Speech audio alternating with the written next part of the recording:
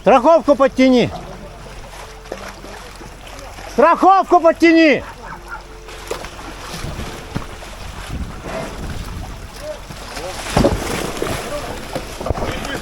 Пошел! Так, я снимаю. A gente subiu, visitou o Cabo de Hornos, subiu a costa do Chile, começou a cruzar o Oceano Pacífico e naufragou. No vídeo anterior, nós conhecemos a aventura de George e sua fiel cachorrinha Paçoca numa viagem de bike até Ushuaia. Hoje, ele nos conta a emocionante e tensa história do naufrágio que eles passaram.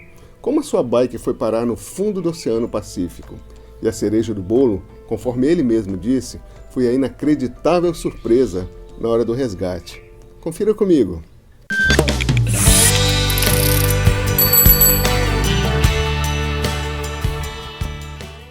E foi levado de volta a Punta Arenas do Chile. É uma cidade ao extremo sul do Chile. E lá estava chegando o inverno, falei, ficar aqui eu não vou, comprei uma mochila, umas coisas que faltavam básicas para eu poder viajar. E fui de carona até São Paulo. Você chegou a cogitar a possibilidade de vir de carona ou de ônibus ou de alguma coisa para casa ou estava descartado? Você quer chegar de bicicleta? Muita gente me mandou a mensagem depois de saber da notícia do naufrágio. Cara, você deve estar ruim, mal, traumatizado, você não deve estar querendo falar sobre isso. Você quer um dinheiro para comprar passagem de avião, se voltar para casa? Jamais. Isso não é digno de um viajante. Eu vou voltar curtindo a viagem, vivendo minha vida do jeito que eu gosto. Do jeito que eu gosto é pedalando. A ideia agora é concluir esse ciclo de viagem e contar essa história com a cereja do bolo também, que foi o naufrágio do barco, né? Como é que um ciclo viajante vai parar lá num barco russo que está fazendo uma expedição ao redor do mundo num trimarã inflável, Como cara. é que uma viagem de bicicleta pode acontecer um naufrágio, né? Cara, essa é a história que todo mundo quer escutar, né? Verdade. O pessoal gosta mais de acompanhar os perrengues que pedir dica de lugar bonito para acampar. Então é o seguinte, lá em Ushuaia eu invernei, eu trabalhei nos barcos que iam para a Antártica, eu fiz o curso de vela, fiz os amigos de vela, comecei a navegar. Até que chegou o pessoal que estava fazendo uma volta ao mundo, um barco, um trimarã inflável, primeiro trimarã inflável no mundo, de tripulação russa, eram duas pessoas, dois Eles saíram caras. da Rússia? Saíram da Rússia, chegaram lá em Ushuaia, iam cruzar o Pacífico, o Índico e o Atlântico outra vez. Eu me embarquei para cruzar o Pacífico inteiro com eles. Eu ia passar 9, 10 meses no mar. Você e Paçoca? Eu e a Paçoca, claro, a gente sempre anda junto. E daí de Ushuaia a gente foi para Cabo de Hornos, que é um mar muito turbulento, com maior índice de naufrágios naquela zona, ondas enormes, muito vento. Na verdade lá não é o melhor lugar para você aprender a velejar, mas se você aprender lá também você veleja em qualquer lugar. Depois do Cabo de Hornos, que são as últimas ilhas do Chile, é só a Antártica que está para frente. O Estreito de Drake, que é o encontro de dois mares, o Oceano Pacífico e Atlântico, a cordilheira vai baixando naquele lugar também, isso gera ondas enormes, mais de 10 metros de altura. Ali é um terrorzinho para quem não está preparado. A gente não foi fazer o Estreito de Drake senão chegar até ele, até o Cabo de Hornos. E de lá a gente voltou para Ushuaia, abasteceu comida, água, gasolina e foi lá para o beirando os fiordes chilenos, que são os canais, aquele monte de ilha que tem ali no sul do Chile, até sair em Concepción, que é a 300 km da capital de Chile, Santiago. E, bom, foram 2 meses de viagem, muito lindo, é cada ilha deserta que não tem uma alma viva. Tem cada cachoeira, cada montanha, cada rio que está nessa ilha que você pode desembarcar e você se sente o primeiro desbravador daquele lugar. Você chegou a barco com seu esforço, com sua inteligência, pisa naquela terra, não tem ninguém, você não encontra nenhum outro barco, não tem nem pescador nem nada.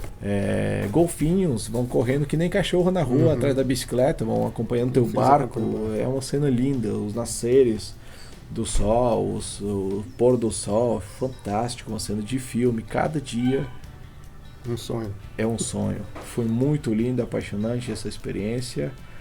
E quando a gente chegou em Concepción, a gente preparou o barco se é que pode chamar aquilo lá de barco, Deus, porque são 3 bananas infláveis. 3 boias. Você enche essas bananas com a bomba de colchão, aquele colchão azul de mercado, sabe? Mesma coisa, um barco que vai te levar para o meio do oceano. Tá, ok. Não sei se isso é coragem ou falta de juízo ou as duas coisas juntas. Os dois juntos, com certeza. Daí a gente preparou, fortificou a estrutura, se é que pode chamar aquilo lá de estrutura, que é uma barraca e um mastro no meio para ter a vela, né? Porque é impossível cruzar o oceano a motor, não tem tanto espaço de armazenamento de combustível. E a gente saiu a vela para cruzar o oceano. Em 21 dias, o planejamento era estar na ilha de Páscoa, onde tem aqueles totens famosos, que é uma ilha do Chile ainda. Então, a gente foi do Chile para o Chile, só vai cruzar ali quantas milhas que eram, acho que 2.000 milhas, 1.900, alguma coisa assim. 800 milhas antes aconteceu essa parte do naufrágio.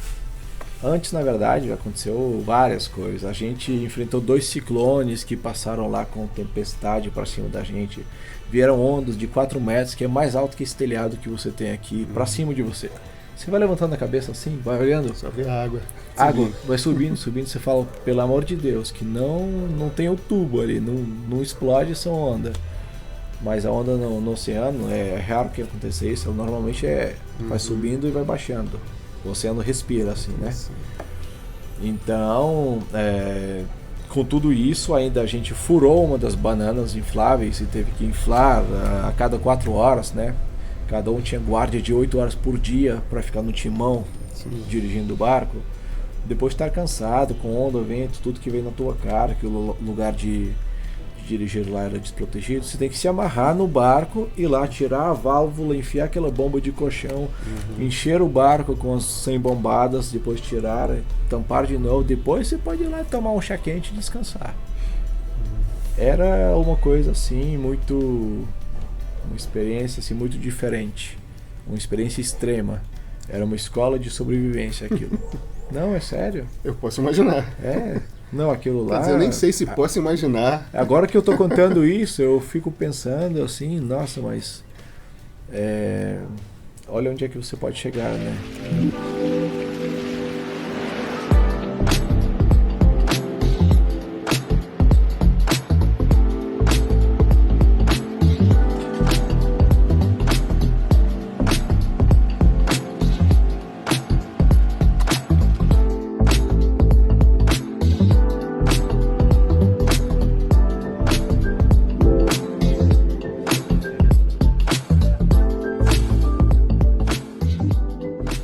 Curiosidade, se você estivesse aqui no meu lugar ouvindo essa história, você teria embarcado nesse barco? Sim, Seria? Sim, com certeza. A história de um não é a história do outro, né? Eu vivi meu sonho. Eu sou, não falo era, eu sou apaixonado pelo mar, eu sou apaixonado pelo veleiro, eu gosto muito dessa vida. Igualmente que eu vou pedalar muito ainda, se Deus permitir, eu quero navegar muito também. Eu quero conhecer muitos lugares no meu barquinho. Eu quero fazer tudo o que eu faço. Eu estou vivendo minha vida, o meu sonho. No momento que eu tiver coragem de largar tudo que eu tinha lá em casa, com aquela empresa, com terminar os estudos e ir para o desconhecido, eu comecei a viver o meu sonho. Eu não me arrependo de nada que aconteceu. Mesmo com essa experiência trágica do naufrágio, eu volto com um sorriso para um barco. Eu tomo banho de mar, eu piso num veleiro sem nenhum arrependimento. Com a mesma alegria. Com certeza, foi uma das coisas mais lindas que eu fiz na vida e eu quero repetir aquilo a maior quantidade de vezes possíveis. E aí, o barco começou a vazar, furou, o que vocês arranjaram? Ele furou e o furo era difícil de consertar. O capitão decidiu só ficar enchendo mesmo para não perder tempo colando esse furo, que não é tão fácil de fazer. Você não tinha acesso a ele? Debaixo da água salgada. Era difícil de encontrar, primeiro, e depois para você colar um furo debaixo de uma água salgada no meio de uma tempestade é arriscado, né? É complicado. Então ele falou, Só vai mandar aqui de 4 em 4 horas, você vai pegar essa bomba e vai ter que ir lá encher. É isso. Então, aí passaram-se os 21 dias que a gente tinha que ter chegado na ilha e a gente ainda estava a 800 milhas do nosso objetivo. E eu lembro que não era a minha guarda, era a guarda do chefe da expedição, né? Éramos 3 pessoas. Eu, o chefe da expedição de 65 anos e o capitão de 53. E a Paçoquinha, claro. A guardiã do barco. E o chefe de 65 estava lá na guarda dele à noite e falou: cara, vocês dois acorda aí, vem aqui ver o que está acontecendo, porque eu estou girando, o barco não corresponde. O que é? A gente perdeu o leme. Ele é um barco inflável, são 3 bananas, então ele não tem calado, não tem um quile que faz o contrapeso à vela. Então a única coisa que dá direção a ele, a única coisa que fica para baixo da água é o leme que a gente perdeu. Nesse momento, a gente estava literalmente como um colchão inflável no meio do Oceano Pacífico, sem nenhum direcionamento. Se antes a gente enfrentava as ondas de 4 metros e furava eles de frente, agora ela podia vir de lado e virar. E se ela virar, a gente cai para a água, todas as coisas caem para a água. A Paçoquinha pode cair para a água, os eletrônicos vão se molhar. E o único meio de chamar pela ajuda, chamar a emergência, foi o telefone satélite, o Iridium. E aí você tira a antena, pega o telefone e chama. A gente fez isso, o contato com a Marinha do Chile, ela organizou a operação de salvatagem. Em menos de 24 horas. A gente recebeu uma resposta de um barco que vinha salvar a nós. Dentro dessa cereja do bolo da minha cicloviagem, que é o naufrágio do barco, tem outra cereja do bolo. Que quando a gente fez o contato, eles buscaram um barco, falaram assim: olha, a gente precisa ver se tem alguém perto de vocês. E a gente, nos 21 dias a gente não cruzou nenhum barco, nenhuma pessoa, ninguém, nenhuma alma viva. Os golfinhos, até os golfinhos desapareceram. Não tinha nada, só água, 360. 3 semanas desse jeito. Na hora que ele falou: preciso ver se tem alguém perto, a gente falou: meu Deus do céu, e agora? Em 7 horas ele retorna, fala: passam as coordenadas que tem o barco que está a umas 7, 8 horas de distância. Eu vou pedir para ele vir buscar vocês. Pedir, quer dizer, ele pode falar que não. A gente ficou pensando com isso na cabeça. E daqui a 7 horas ele falou: o barco está a 1 hora, está vindo buscar vocês, entre em contato por esse canal aqui. E a gente começou a conversar com eles por rádio. Era um barco cargueiro que estava levando 50 mil toneladas de soja, um navio de 200 metros, e vinha salvar a nós, que era um barco de bandeira russa com tripulação russa. Adivinha agora, vem a cerejinha, de qual tripulação, de qual país que era a tripulação desse barco? Nossa, posso imaginar. De qual país? Bom, para um russo me fazer essa pergunta, suponho que seja Ucrânia. Era um barco ucraniano. Tudo que você não precisava, né? No meio da guerra, meu amigo. Essa notícia estourou, foi lá pro BBC dos Estados Unidos, rodou no mundo. O pessoal que eu não tive contato há 10 anos me mandava uma mensagem: e aí, você aqui, meu Deus, o que aconteceu? Tá tudo bem? Tá aí, então apareceu a tripulação ucraniana para salvar um barco russo em plena guerra entre 2 países. E a gente não sabia, né? Porque os ucranianos falam russo também. E você foi comunicado que a tripulação era ucraniana? Vocês foram? Não, senhor, a gente se comunicava em russo, eles falam russo perfeitamente, então a gente pensou que legal, eles são russos também. Eu fui o primeiro a subir ao barco deles. Na hora que o navio encostou ao nosso, era um navio assim gigante, 20 metros de altura. Começou aquela onda de 4 metros de novo. O nosso barco estava batendo no barco deles. E eles jogaram uma escada, que é uma corda com um monte de madeirinha dessa aqui para você pisar. E como é que você faz isso no meio de uma tempestade? Quando o teu barco tá chocando com o barco dele. Ele falou: pega só o necessário. Eu botei a paçoca dentro da roupa, eu botei um mochila com documento eletrônico e dinheiro nas costas e pulei para essa escada. Eu tenho um vídeo de tudo isso. Eu botei um GoPro na cabeça e eu fiquei filmando.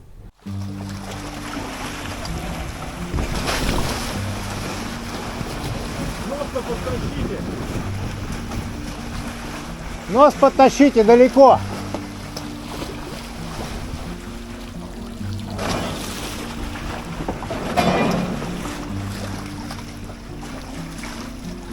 Подтащи, страховочку подтяни. Страховку подтяни. Страховку подтяни!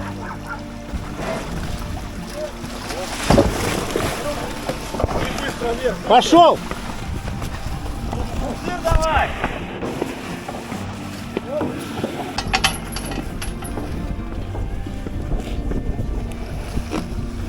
Финиш. Все, цели. Доброе утро, доброе Женя. доброй ночи, Виталий. Доброй ночи. Ночь, утро, не знаю. Welcome back. Евхенио. Доброе утро. Добрый вечер. Добрый вечер. Добрый вечер. Так, я снимаю.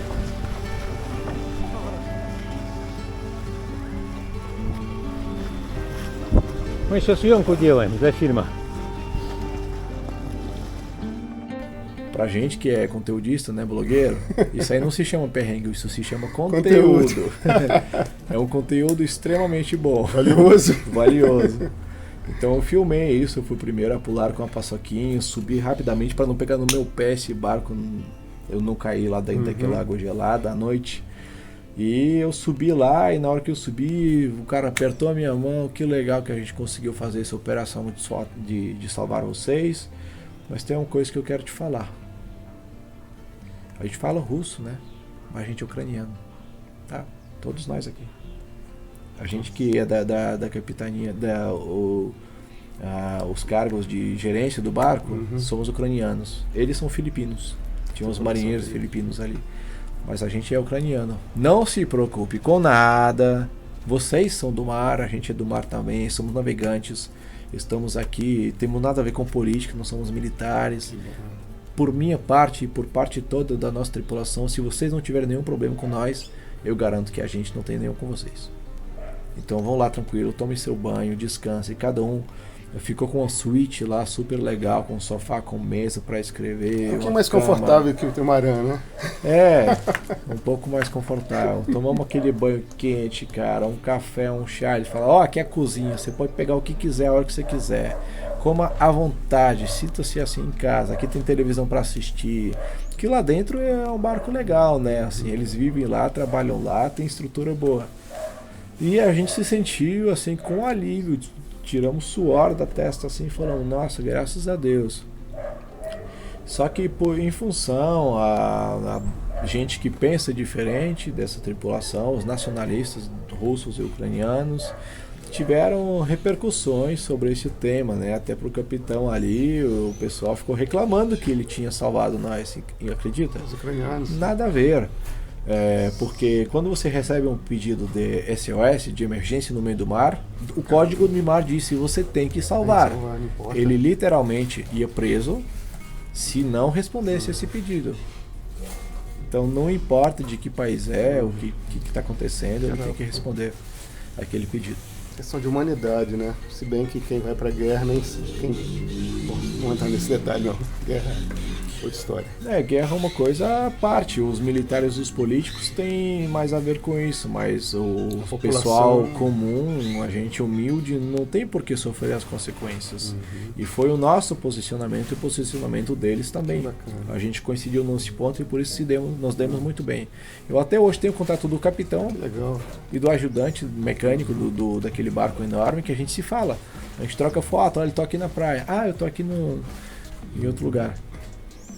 E a gente vai se comunicando, a gente teve uma muito boa relação. E, bom, em 8 dias de viagem, já naquele barco super bacana, a gente chegou em Punta Arenas do Chile, onde eu desembarquei.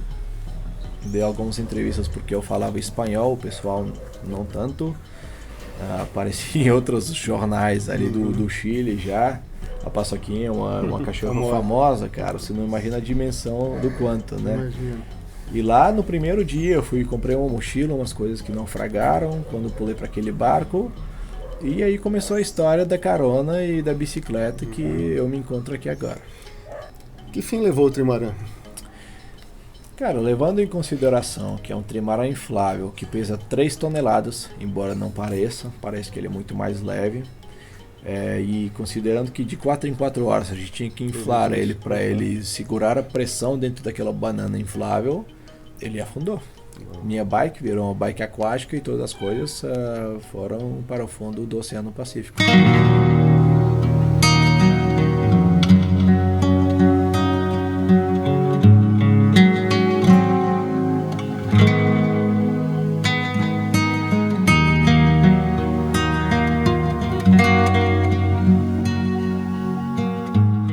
Me diga uma coisa, quem quiser conhecer mais sobre o Jorge e a Paçoquinha, como é que te encontra nas redes sociais?